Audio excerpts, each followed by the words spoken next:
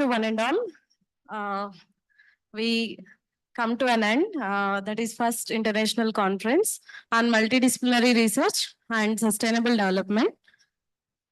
Once again, I am welcoming you all for the valedictory function of ICMED 2024. Now I would like to invite our guest dignitaries onto the dais. First of and Development, KG Reddy College of Engineering and Technology, and convener for ICMED to come on to the stage. Thank you, sir. It's my pleasure to invite our respected principal, sir, Dr. Sai Satyanarayan Reddy Garu, to come on to the stage.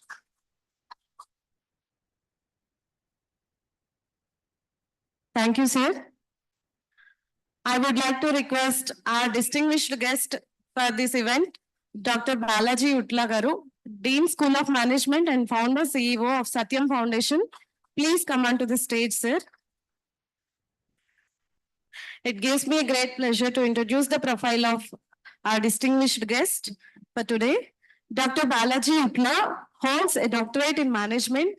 He has 36 years of experience spanning organizational strategy and development and corporate social responsibility and academics. Dr. Utla was CEO, Vice Chairman, and co-founder Kriya Healthcare Private Limited. Before was founder, CEO, Pyramid Swasthya, and President of Pyramid Healthcare Private Limited. And he involved in designing of 108 emergency services and 104 health services. He was the founder, CEO of Satyam Foundation, initiated by Satyam Computer Services, now Mahindra Satyam. He served on the governing board of CVSR Engineering College and Andhra Group of Institutions. And he was the chairman of Center of Environmental Concerns and NGO in the service of dryland farmers, offering water conserving products and labor reducing tools for agriculture. He also was the advisor of Yugatar at NGO working for at-risk youth RTI. Currently, he is leading a consulting group helping startups and organizations of growing into the next orbit. He has many publications to his credit and is a regular speaker at healthcare conferences in India and abroad. Thank you, sir. Thank you for your presence here today.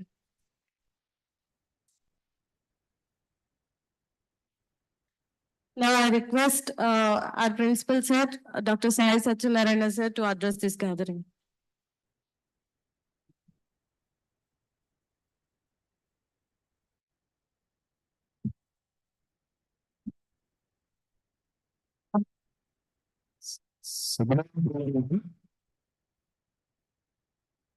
I must congratulate all the participants for the previous presentations and all the jury members and panel members and coordinators, faculty coordinators and student volunteers. I think we done it successfully. The students international conference on the sustainability. Really, it is a great opportunity to all of us and sharing the knowledge in the, especially in the sustainability related research topics. So most of the faculty have enthusiastically participated in this program. I congratulate the convener of the program, Dr. J.D. sir, and panel members, moderators, Samita madam and Satya Illa, and Udayasya madam, Chandana madam, and of course, Nasai sir, and all other deans and HODs really participated well, and all faculty members. And thank you for the great participation and conducted this program very smartly. I wish you all the best once again, and thank you very much. Thank you, sir.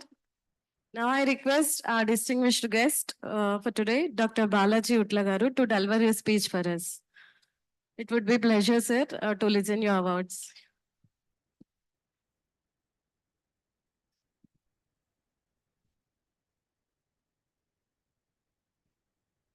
Professor Sai Satyanarayan Reddy Garu, Professor Jayahari Garu, and thank you for the kind introduction. Faculty of KG Reddy, And if there are any participants of the conference, it's my privilege and honor to share a few thoughts around multidisciplinary research and sustainability development. How many participants are here from the conference? All of you have participated. So how many are not from KGR? So, okay, all right. I was just telling Professor Jayahar Reddy, this valediction as a thought process makes sense for long programs.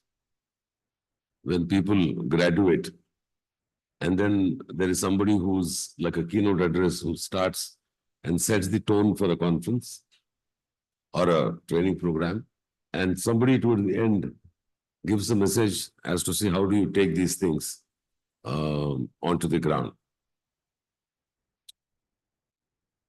Since all of you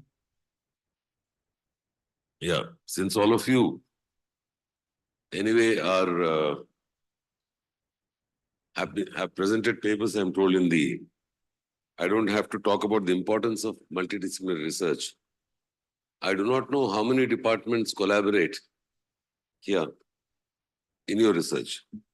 In academic institutions, they say publish or perish. If you don't publish, you'll perish. But much of the research that our people do is limited to getting published. The purpose of any educational institution broadly is threefold or fourfold. The first dimension is we are the keepers of knowledge. Any society has to hold knowledge. Human child is the only child among all the mammals and animals which cannot survive by itself if left alone. The child has to be looked after for 10 years, 15 years, taught how to survive. Otherwise, no child can survive. A cow's calf will survive. A dolphin's baby will survive, right? But human beings cannot survive because we have a lot of knowledge and culture through which we'll learn how to make things, how to survive in a society or in the world. So therefore, as an educational institution, our job is to hold knowledge. The second thing is to transfer knowledge to the next generation, or we train, teach, whatever you call. And the third one is pushing the boundaries of knowledge. We know so much, how much more can we do? Right? That's a larger purpose. Of course, being an engineering college, they are responsible for all of you to see to that your children who come here not only are educated, but they also get jobs. Truly speaking, it should not be a problem of us, of our faculty, to worry about jobs. We are not a job-creating machine. But the parents have made us, all institutions, job-creating machines. In all our advertisements, we put 32 lakhs per annum, 8 lakhs per annum, 10 lakhs per annum is what we talk about. So if you look at the third purpose that I mentioned of taking research forward, now, the moment I joined as the Dean of School of Management at Anurag, I asked all my colleagues to share their research work in one Excel sheet. I asked them 2-3 questions. One question is your research pushing the boundary of knowledge? 2, is your research useful for the industry? Right? In what way is your research valuable? Now, many times what happens is people take a fancy topic. For example, there's this gentleman I just met, a young gentleman who's a professor of management. I have somebody working on green HR and green marketing. I said, in what way is it relevant to a country like India? How many of us buy a fan actually evaluating how many watts does it consume? Does anybody know what is the wattage of a fan? How many watts does it consume? 60 to 80. Ballpark there. So how many of us check the mileage of a motorcycle or a car before we buy? Many of us do that. Do you check whether your refrigerator is a 5-star or 4-star or 3-star? Do you all remember? If I randomly ask you, your refrigerator, how many stars it is, and we go to your home and see that, it'll be correct? Sure? Wow. Very, very, your colleagues are very eco-friendly, I should say. Very nice. I'm sure that is very distinctive of KG Reddy. Anyway, the point I'm trying to mention is people do research because I call it esoteric research. Yani,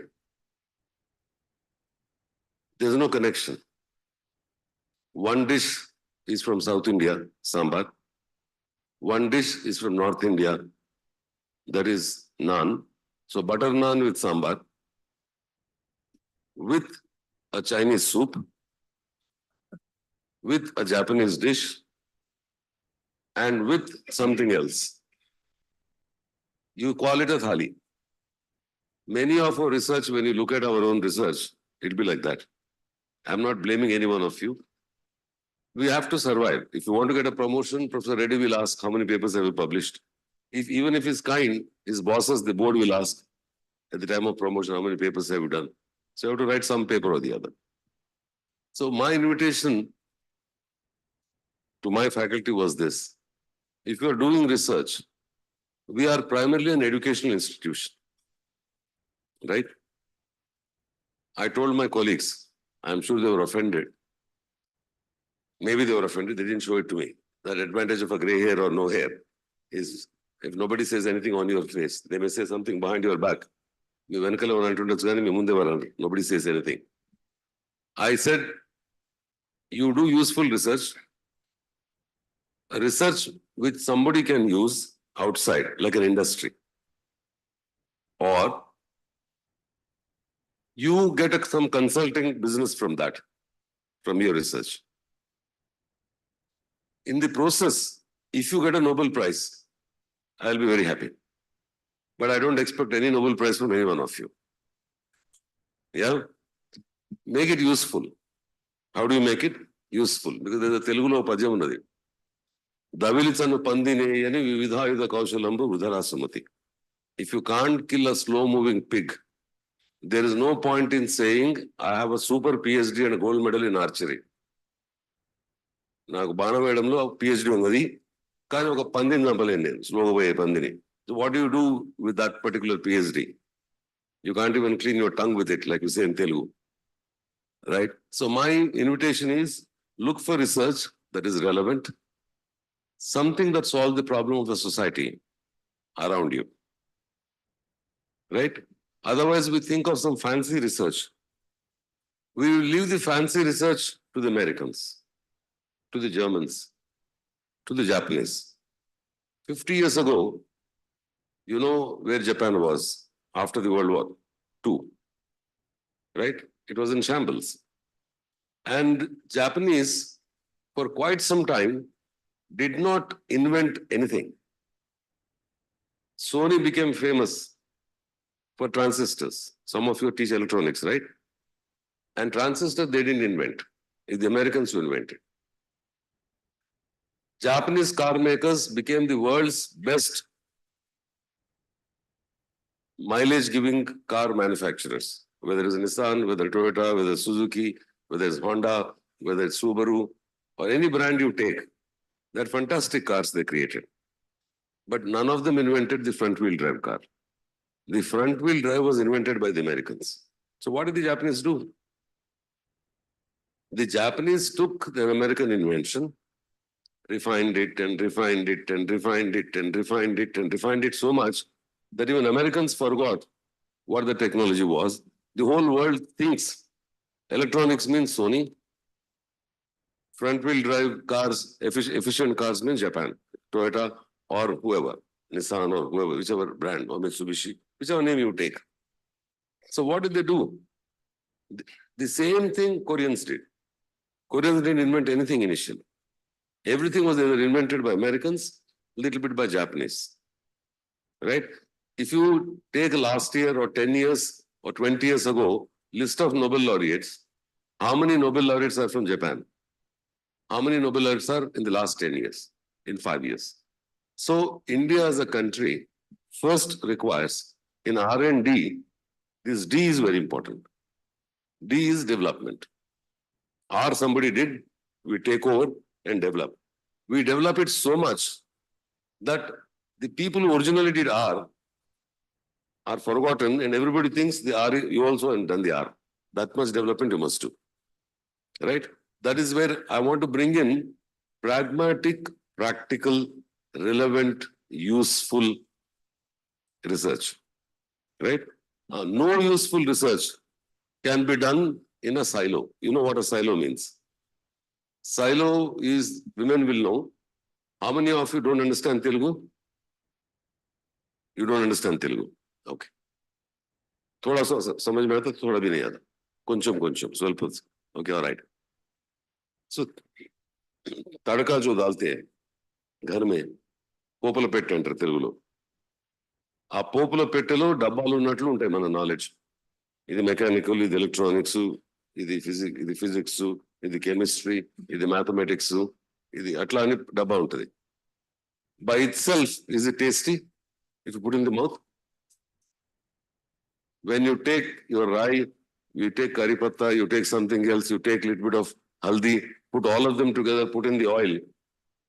Right? Does anybody know why we use oil for tadka?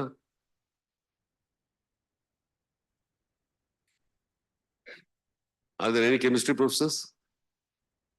No chemistry people? Any chemistry people? So why do you use oil for tadka? పోపుకి నూనె ఎందుకు ఉపయోగిస్తారు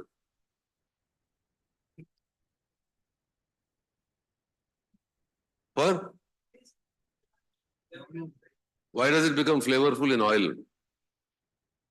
Why? No, but why? I'm asking the process. Why? Okay, you can sit down. When you roast some of your spices, why do you roast them before you grind them? Jeera powder you're putting on some raita, you roast it. Why don't you put kacha one? So when you heat it, the flavor compounds, they come out. Many of them are oil soluble. That is why you put in oil. So when you put them in oil, that flavor gets into that zaika gets into the oil, and that oil gives flavor to your food. Makes sense? Now, did any one of you, all of you eat Indian food, right? Or only Chinese or Japanese food? So your mother, your wife, your husband, somebody would have made tadka, right? You never got a question as to why tadka is like that. See? So this is multidisciplinary. When you put all of them together into oil, that too kacha oil, not kacha oil, heated up oil, at a particular temperature, all the flavors are released. Okay? So, multidisciplinary research is like that. Or, if you do research normally, tell your wife or husband, if some of you men who cook, you give rice separately, you give water, give a matchbox, ask him to go sit on the stove, and you will have rice. Does it work like that? Separately? Is it useful? Rice without water and fire, at least 20 minutes or 18 minutes, is useful. I'm sorry, I'm talking at a very simple level because I don't want to make things complicated. I can make it very complicated and I can speak in highfalutin English, which I'm capable of. But my idea is not so much as to impress you, but to invite you to think a little differently about why interdisciplinary, multidisciplinary research is necessary. No independent research by itself is of value. Right? I used to work in healthcare. I was involved in setting up designing the 108 ambulance that you see now, some 2003 or so. So almost 21, 22 years ago, we were sitting and designing what all should be there in an ambulance, what it should do. So we started looking at what kinds of accidents happen, how many types of accidents happen. So what all the ambulance should have. For example, none of the ambulances in Hyderabad at that point of time had any extrication equipment. Because if there's an accident and the car is completely crumpled and the person is strapped, is not dead, but bleeding, how do you take the person out? You have to cut the car. So you require some saw, some cutters, right? Some fellow, a child fell into the well. How do you pull the child out? You need a rope. So in an ambulance, it's not only medicines and injections. We have to keep all these things.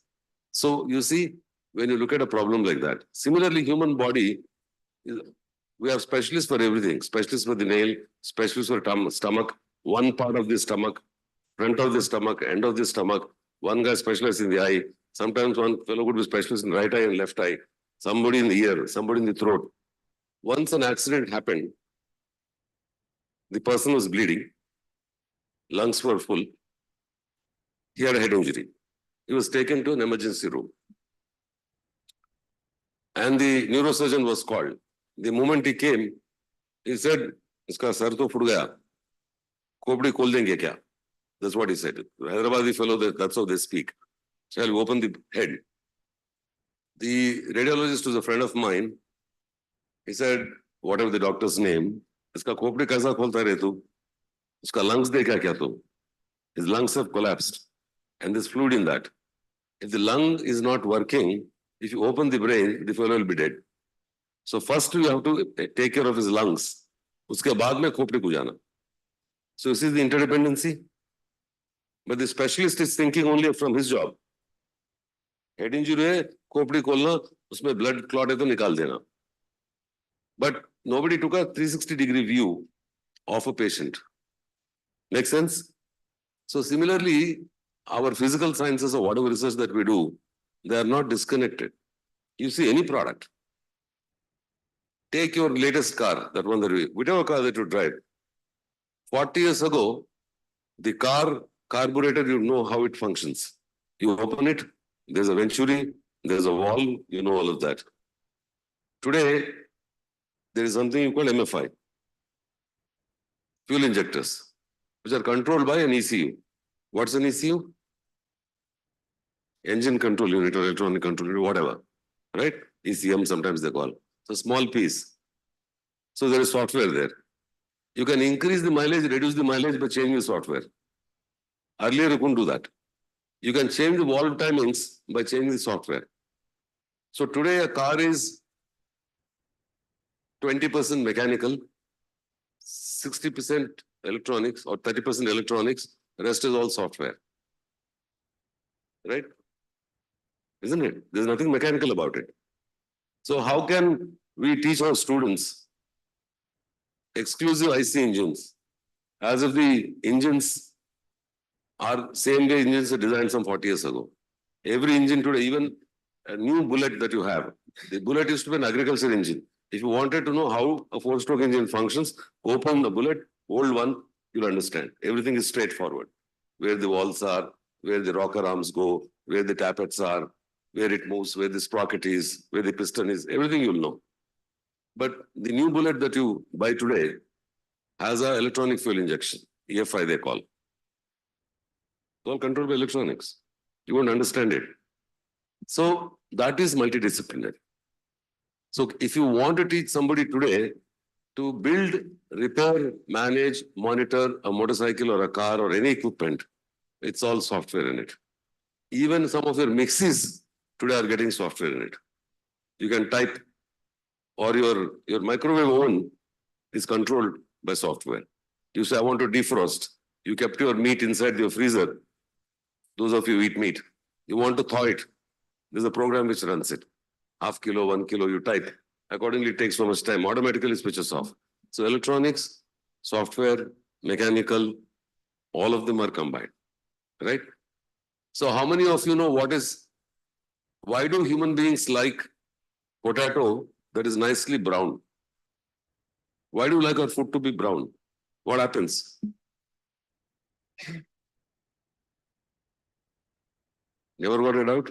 It is the chemistry teachers. How many people who hate brown potato? Is anybody who hates brown potato, crispy brown potato? Aloo, chips which are brown and crispy, or potato curry you make at home? Or your pakoras, which are golden brown we call.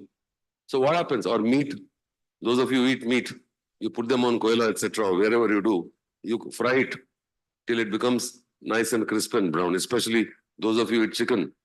You want a brown chicken, right? So what happens? What happens to onions when they become brown? Are they very pungent when they become brown? What happens to them? Crispy. Taste, what happens to the taste?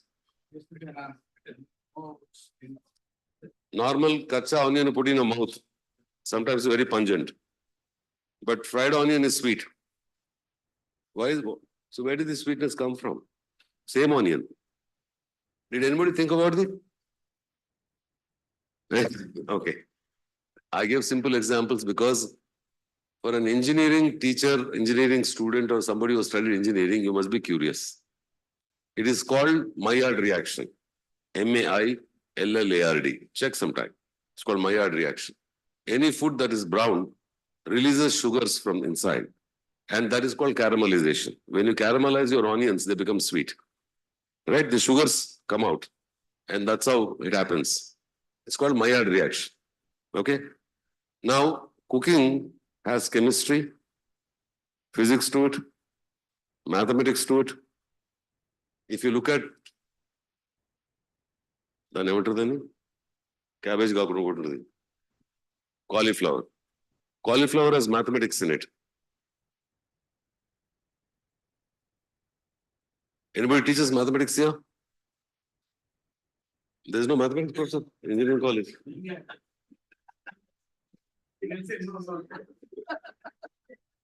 ఈయన వచ్చి speech ఇచ్చి వెళ్ళిపోతాడు అనుకో silent సపోర్ట్లు కొట్టి వెళ్ళిపోతే అయిపోతాడు ఇక్కడ కూర్చొని ప్రశ్న అడుగుతున్నాడు ఈయన because I like you guys, I like Rohit and I like this college because and I like Telangana, I love Telangana. I want our faculty to be curious, to ask questions. If you are not curious, your students won't be curious. If you don't love your subject, your students won't. If you don't ask questions, your students won't. This I understood very well. As children, we hated a subject on the basis of our relationship with the teacher. If we disliked the teacher, we hated the subject that he or she taught. Right? So that relationship exists. You're aware? Some of the subjects that you hate as a child, typically were a teacher who was harsh with you, or he humiliated you, or he insulted you, or did something you don't like that teacher.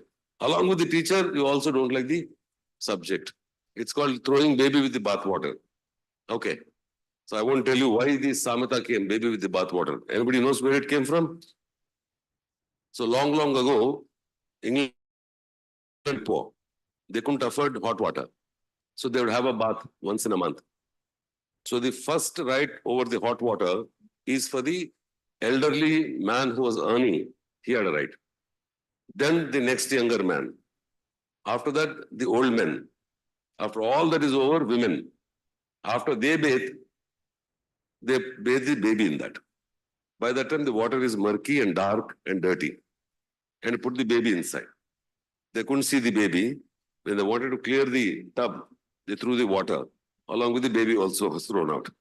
That is how the Samata came, throwing baby with the bath water. In a transparent tub, you will see the baby, no human being, no anybody with a brain will not throw it. That thing came because of that practice. Anyway, so you should be curious. What is the etymology of a word? What is the origin of a Samata?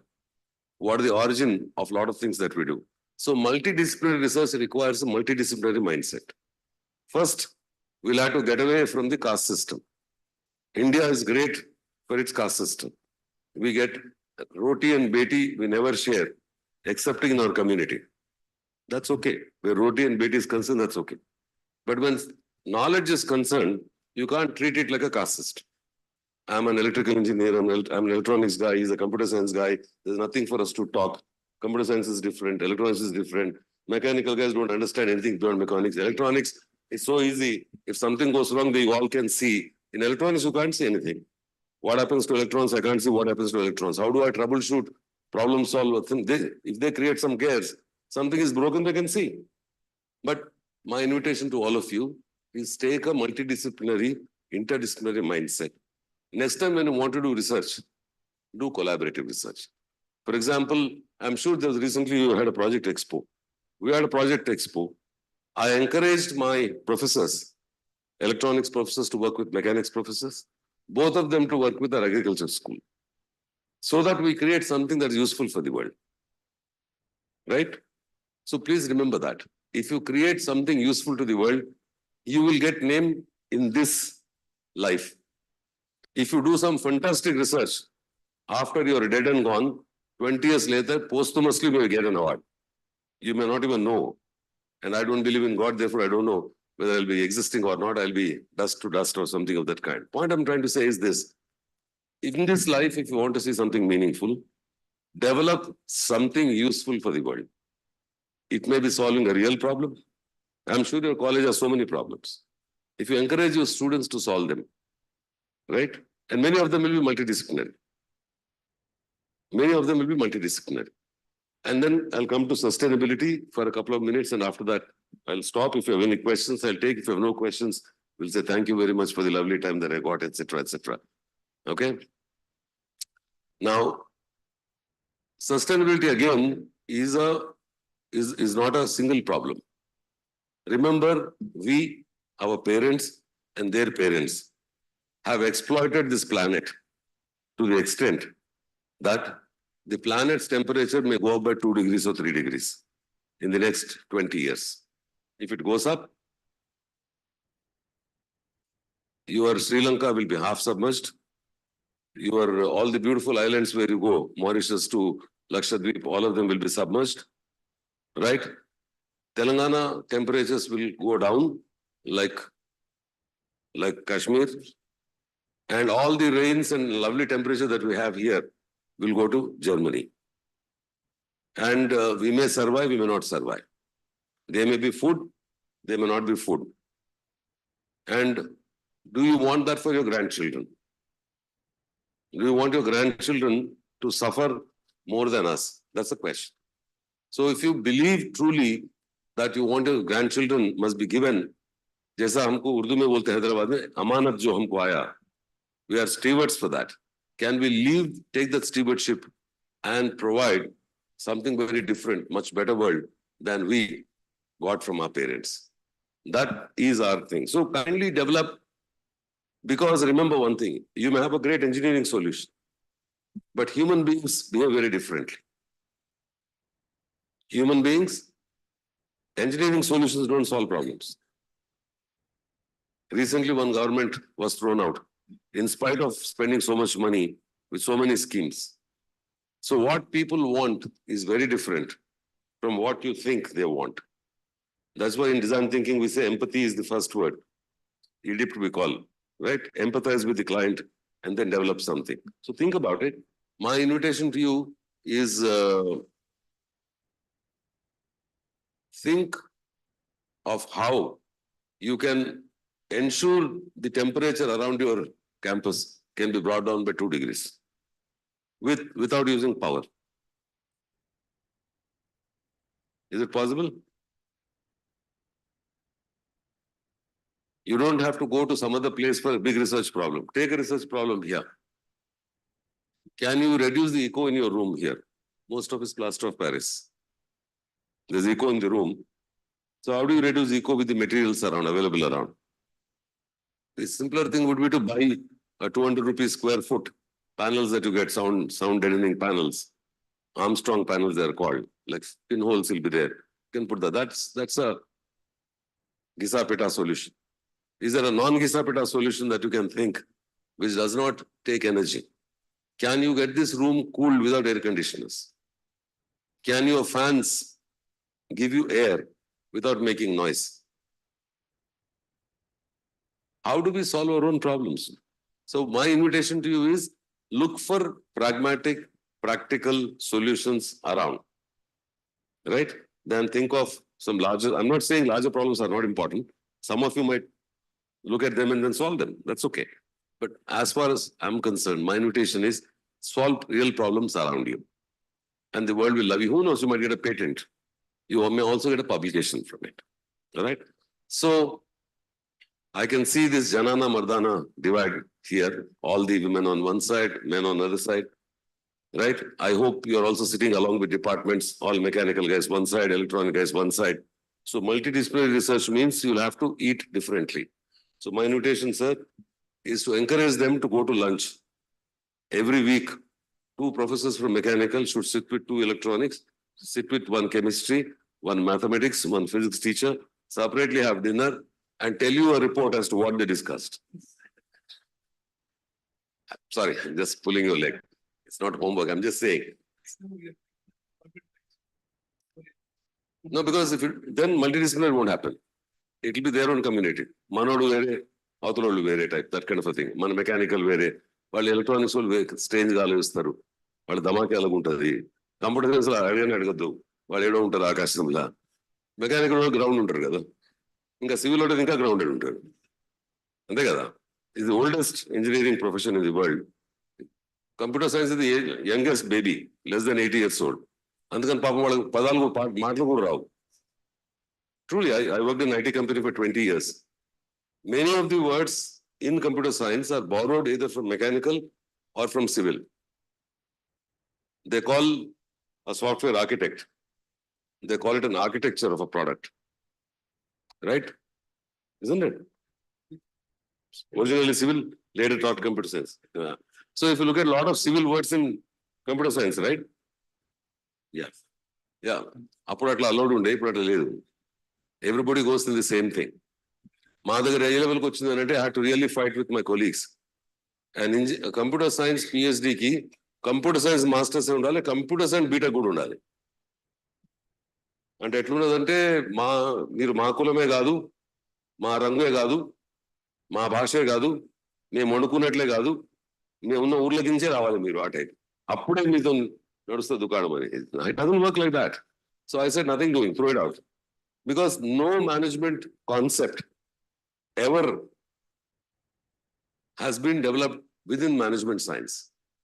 All management came from basic sciences, mathematics, statistics, sociology, economics, psychology, philosophy, social psychology, anthropology. Take any subject. There is no management concept any management fellow ever wrote. Most of the research came from mother sciences or mother disciplines. Same thing with engineering. What is mechanical without physics? What is computer science without mathematics? So all of them are interrelated. So long ago, there was only one called philosophy. Later they cut it into philosophy and philosophy of natural sciences. Then they cut the natural sciences. Philosophy of physical sciences, philosophy of biological sciences. Then they further cut it. Then they said mathematics, then mathematics fellows cut it. Statistics, something else. See, this is all artificial cut. If you look at nature, if you look at a cauliflower is called a fractal. Larger level is like a flower. You cut, still this looks like a flower. You cut, still it comes like a flower. You cut, the smallest flower it will also cut. It is a self-repeating pattern. So nature has mathematics. Have you ever seen a banana plant flower, how it opens? Small flower, it comes like this, like a small hastam, and it expands and opens this way. And to balance the weight, the flower has another opening on the other side. Have you seen how it goes? 360 degrees. They're like in a spiral. So nature knows mathematics. Right? So in life, everything is connected. Right? So Buddha says, if I'm here, I ate some plant in the morning for my lunch, or I ate some chicken in the afternoon, and the chicken ate some grain. That grain grew from the earth. The earth probably has my ancestors who are buried, who became fertilizer, and some water that came some 1,000 years ago was in the bore, which was pulled up by Coca-Cola factory, filtered, put in a water bottle, given to me. So in my body, I have everything that came from earth. I don't know how old it is. So everything is connected to everything. Everybody is connected to everybody. Right? One sloka I'll give you from Mahopanishad. I'm a non-believer, I told you, but still I like some slokas. Iyam nijaha paroveti gananam lagu chetasam. This fellow is mine, that fellow is not. వీడు మావాడు వాడు మావాడు కాదు అట్లా ఆలోచించే వాళ్ళు లఘు చేతసహ స్మాల్ మైండెడ్ పీపుల్ లఘు ఇస్ షార్ట్ చేతసహ ఇస్ బ్రెయిన్ ఓకే ఇయం నిజః పరోవేతి గణనాం లఘు చేతసాం ఉదార చరితానాం తు people with a liberal background ఉదారమైన మనసున్న వాళ్ళు ఉదార చరితానాం తు వసుదైక కుటుంబకం the whole world is a family right thank you very much for this opportunity.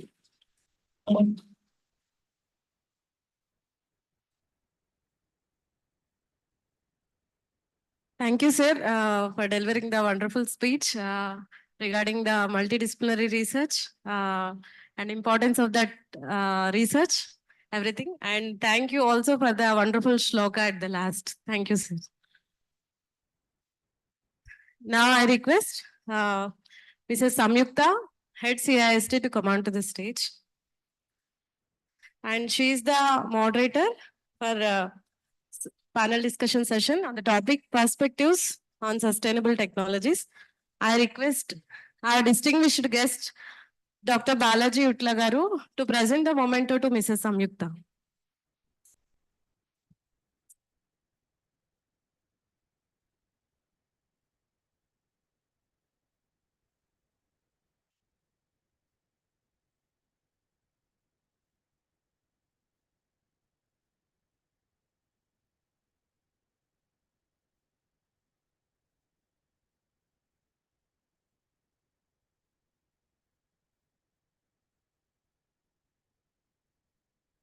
Thank you, sir. Thank you, ma'am.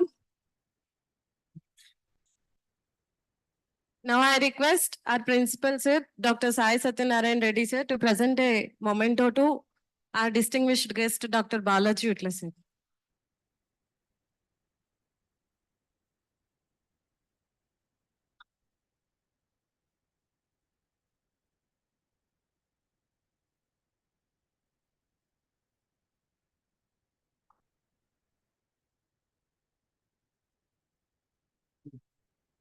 I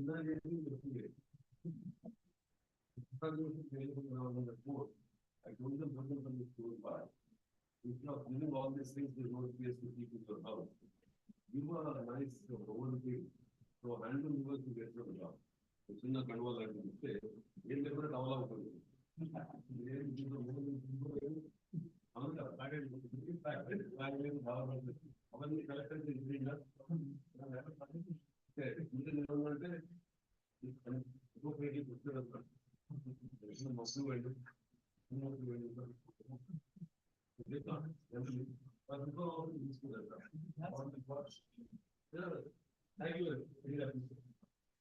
Thank you, sir. Now I request Dr. L. Jayahari, convener ICMED 2024, to deliver the vote of thanks. Thank you, ma'am.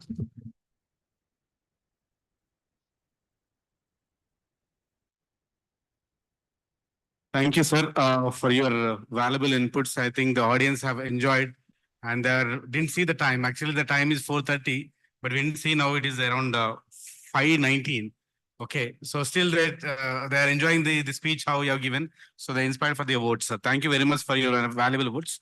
Now, on the behalf of the principal, management, staff, and the students of the KJR set, especially the student council members from DSA, I, Dr. L. Jayahari, Dean R&D, the convener of the ICMD 2024, would like to extend my heartfelt thanks to each and everyone who graced this conference to wholeheartedly and participated with enthusiasm. My special thanks to distinguished guests, Dr. H.B. Singh, former director, DST, as a chief guest on inaugural, and also Mohammed Khan, senior consultants, NIR DPR, for the gracing the conference of the guest of honors. And thanks for the distinguished guests again for our valedictory function, Dr. Balaji garu, Registrar Anurag University, our principal, and today's function presiding officer, sir, and organizing secretary, Dr. Srinivas Reddy, Dr. Vandana, Ms. Chandana of KGR said. I thanks Deans, HODs, CREET coordinators, DSA, inaugural and valedictory committee members, transportation and accommodation committee, food and hospitality committee, publicity, print and electronic media committee, product expo committee, session management team, KGR set admin team, all teaching and non-teaching members who directly and indirectly supported the conference, even the panelists, the panel members who came from outside. Thank to Samyukta ma'am and the Satya Ila who has wonderfully organized that event, and also Miss Kalpana who has done the anchoring for 2 days, and the program was moderated by the panel discussions on sustainability. And thanks for the indeed the learning experience for all of us over here. I would like to thank the organizers from the management of KGR State, the whole committee, and for the effort in conducting this conference in a high stature.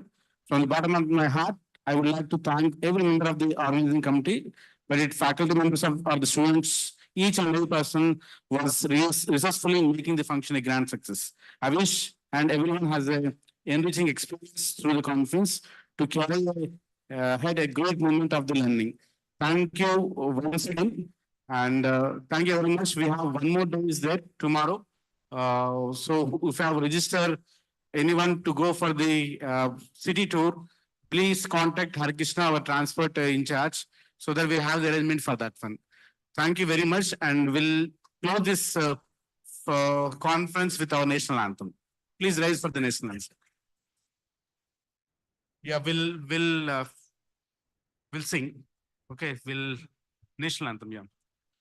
Janagana mana dinayaka jaya Bharata bhagya vidata Punjab Sindhu Gujarata Maratha Dravida Utkala Vanga Vindhya Himachala Yamuna Ganga Uchala Jala Sitaranga तब शुभ नाम में जागे तब शुभ आशीष मांगे गाए तब जय गादा जन गण मंगलदायक जय हे भारत भाग्य विधाता जय हे जय हे जय हे जय जय जय जय हे